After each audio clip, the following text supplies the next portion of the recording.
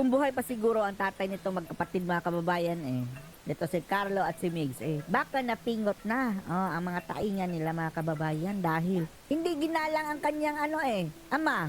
Nagbistula pong dying wish mga kababayan, alam nyo ba? Ng kanyang ama ang reconciliation ng dalawang pamilya, pamilya Duterte at pamilya Nograles na halos mga kababayan, 3 dekadang nag-aawayan. Bago pa namatay yan si Boy Nograles yung matanda mga kababayan is nagipagbati po siya kay dating Pangulong Digong. Nagsorry mga kababayan, nag-public apology. Dahil matindi ang kanilang away mga kababayan At bago po namatay si Nograles mga kababayan dahil sa sakit maagang namatay yan mga kababayan, 71 pa ata yung edad. Dahil sa sakit sa baga, parang pneumonia, respiratory something mga kababayan. Ang sabi, from now on, ang pamilya Nograles mga kababayan, kasali na ang kanyang anak na dalawa. Si Migs at si si Carlo ay magiging loyal sa Duterte family. Anong nangyari? Mga kababayan, hindi tunupad ang dying wish ng kanilang ama. Si Carlo Nograles, pinatos si dating Pangulong Duterte. Kinontra mga kababayan bilang mayor. At itong si Migs ay gustong agawin ang posisyon ni Pulong.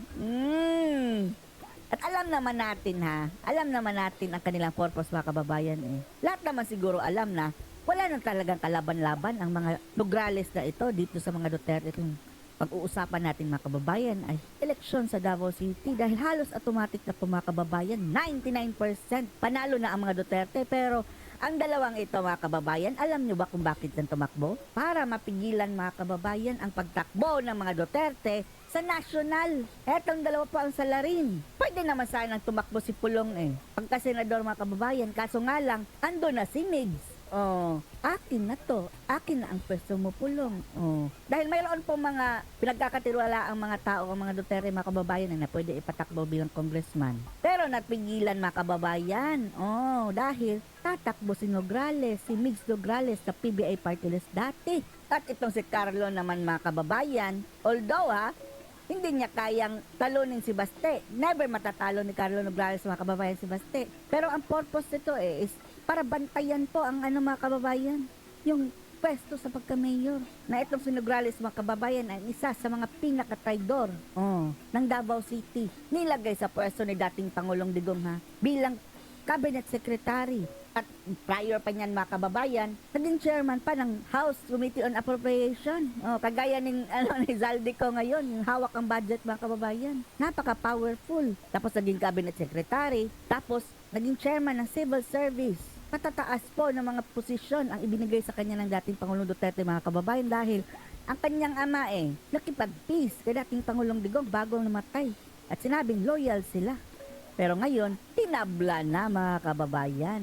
Nang sabi ng kanilang ama na ang Nograles family loyal sa mga Duterte. Ngayon, loyal na sa mga Marcos. Panoorin po natin pero bago po yan mga kababayan, gusto po lang natin pasalamatan itong napakabait nating viewer from Japan, si Peng. Thank you po sa inyong super thanks. The secret to my photos? Capturing what speaks to me. Wanna see? Make photos scenic with Oppo AI Eraser 2.0. Perfect! I love a clean and understated vibe. Bye, Paso! When the scene is perfect, minimal edits will do. Now it's your turn. Oppo Reno 12 Series 5G. Tap into AI. We'll transform simple ingredients into a flavorful, satisfying meal that's perfect for any occasion. Let's make loaded cheesy chicken fingers bonwich, our Madalicious recipe for today. Hello everyone, I'm Randy Oliva. Welcome to another episode of Madalicious in Every Meal. Madali plus delicious recipes Brought to you by San Miguel Foods Home Food. At ang main ingredient natin, Magnolia Chicken Templados Cheesy Chicken Fingers. Templado na kaya less time tayo in the kitchen. And for our complete list of ingredients, ready na ba kayo to take a screen cap? Ayan. So tara, let's cook! We'll need to fry or bake our Magnolia Chicken Templados Cheesy Chicken Fingers. Follow lang natin ang instruction sa packaging. So sa isang pack natin, meron tayong makikita the breading plus the marinated chicken.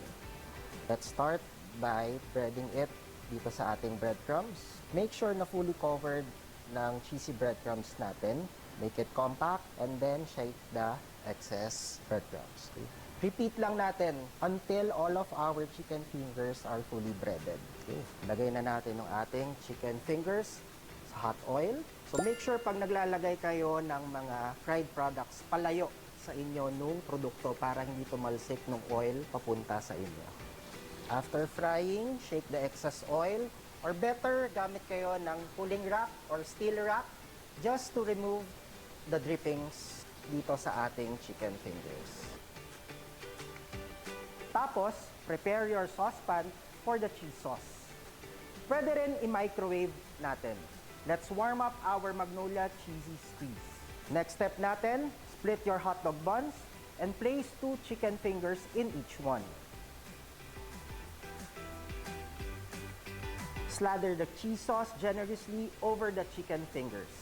To top it off, lagyan lang natin ng some sliced bottom mushroom and sprinkle natin ng konting Pure Foods bacon crumble for that crispy and smoky flavor. Madali lang, di ba? At delicious. Kaya, madelicious ito. Pwede rin tayong gumamit ng pandesal or focaccia bread. And there you have it, loaded cheesy chicken fingers bunwich. This madelicious recipe makes 5 servings. Enjoy every bite. Ako naman ang titikim nitong cheesy chicken fingers bunwich natin.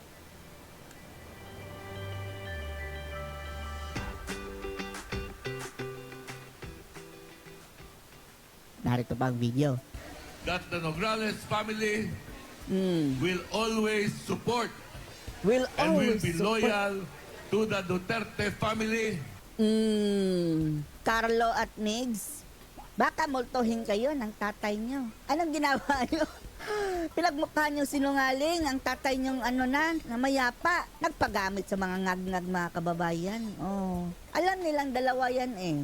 Mga abogado yan mga kababayan. Alam nilang wala silang kalaban-laban sa mga Duterte pagdating sa Davao City. Pero tumakbo pa rin. At ang sa tingin nating purpose mga kababayan, para mapigilan ang pagtakbo sa national position ng mga Duterte. Oh. And we will defend We will and support the President. Tatlong dekadang agawan sa politika, nag-public apology sa kauna-unahang pagkakataon ang pamilya Nograles sa pamilya Duterte. Dumalo si Pangulong Duterte sa kaarawan ni Davao City 1st District Representative Carlo Nograles sa Oh, ayan mga kababayan. Ewan natin ha. Parang ang lambot mga kababayan ng katawan. Dancer siguro. Davao City kagabi. Doon sinalubong ni dating House Speaker Prospero Nograles ang Pangulo. I apologize publicly Oh, nagsorry mga kababayan dahil grabing mga atake niyan kay Digong mga kababayan kung ano-ano mga wag na lang nating dahil patay na eh. Pero sabi ni Pulong, eto daw ang nasa likod ng mga black propaganda laban sa kanya. Yung dinadawit-dawit siya sa droga. At hindi na po yan nawala sa issue kay Pulong mga kababayan. Kawawa naman yung tao. Oh, pero at least bago siya namatay mga kababayan, he made peace with his mortal enemy na si PRRD. At in return, si PRRD ay tinulungan naman ang kanyang anak mga kababayan sa kanyang karera dyan sa gobyerno. Nilagay sa pwesto. Only to find out that later on, sinaksak sa likod si dating Pangulong Digong. Right now. publicly kung sa may heartaches natong duha. Oh, kung ano man daw ang heartache nilang dalawa. Wala daw. Pagabot sa 2010, Pagdating daw ng, hindi na nga maalala niya mga kababayan, 2010, 2016 tumakbo si dating Pangulong Digong dahil malapit na po siya mamatay dyan mga kababayan. Si Nograles, may sakit na po yan siya dyan. katong nidagan si Rudy, Oh, yung tumakbo daw ang presidente, si Rudy Duterte. Hindi yung 2010 ha, 2016. bilang presidente sa Pilipinas. 2016 ba? 2016, hindi na maalala niya mga kababayan, pero pagpasensyahan niyo na dahil may sakit na yan. 2016. From that day forward, giingnan ta mo, From that day forward, sinasabi ko sa inyo, I told you I told you that the so. Nograles family will always support and will be loyal to the Duterte family and we will defend Defend. and support the President. Nograles, boy, Nograles. Magtuhin mo ang dalawa mong anak. O di ba kaya magpakita ka sa kanilang panaginip. Sabihin mo, Carlo, Migs, Miguelita. Miguelita yan mga kababayan. Anong ginagawa niya? Tapos na sana ang awayan, muli niyong binubuhay. Next generation away na naman ito mga kababayan ng mga Duterte at Nograles. Na sana nagkaisa na. Dalawahin, ewan lang natin na. Mga walang utang na loob mga kababayan talaga. Traitors. and go against all his enemies. And go against all his enemies, including Marcoses, dapat sana.